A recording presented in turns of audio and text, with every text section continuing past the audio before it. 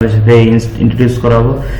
এখানে দেখেন একটু পরে পরে জব পোস্ট হইতেছে, ঠিক আছে। আই নিড প্রফেশনাল, আচ্ছা কাইন্ডলি ডিএম আছে। ও চাইতেছে যে ওর একটা প্রফেশনাল লাগবে, যে freelancer something job, typing job করতে পারবে। আচ্ছা any level experience, any level হলেও হবে। বাজেট ও এখান থেকে এটা ইউরো বলে, তো এরকমের বাজেট দিচ্ছে। আচ্ছা তো এখন একটু আমি ডিসকর্ড নিয়ে কথা বলি।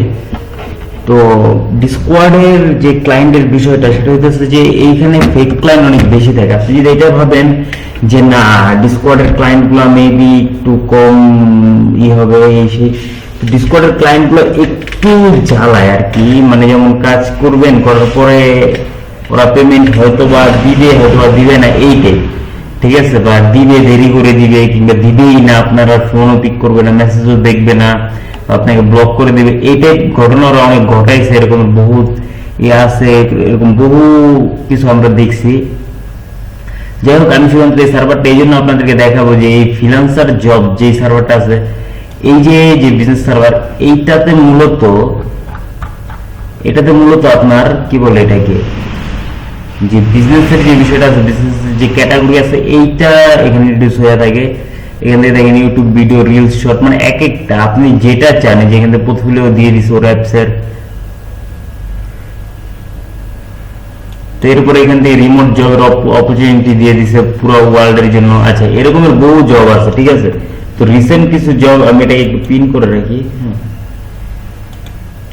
আচ্ছা তো রিসেন্ট কিছু জব আছে এখান থেকে যদি আমি দেখি, I need typing beginner for my project, আছে ক্লায়েন্ট কাইন্ডলি ডিএম মি। আছে এখান থেকে দেখেন যে লোগো ডিজাইন এক্সেট, তো এখান থেকে আমরা এগুলো সবই পারি। তো আমি সেটাই বলবো যে এখানে যে ক্লায়েন্টগুলো আছে, ওরা একটা সময় কি হয় যে অতিরিক্ত পেমেন্ট করতে চায় না, মানে অ্যাডভান্স যে পেমেন্টটা আছে সেটা করতে চায় না।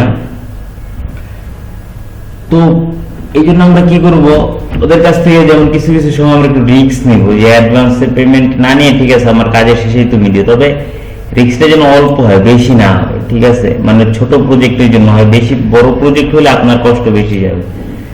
তো যাই হোক, আমি শুধু এটাই বলবো যে ডিসকর্ড একটা আউট অফ মার্কেট প্লেস। এখানে যদি আপনার সাথে স্ক্যাম হয়ে যায়,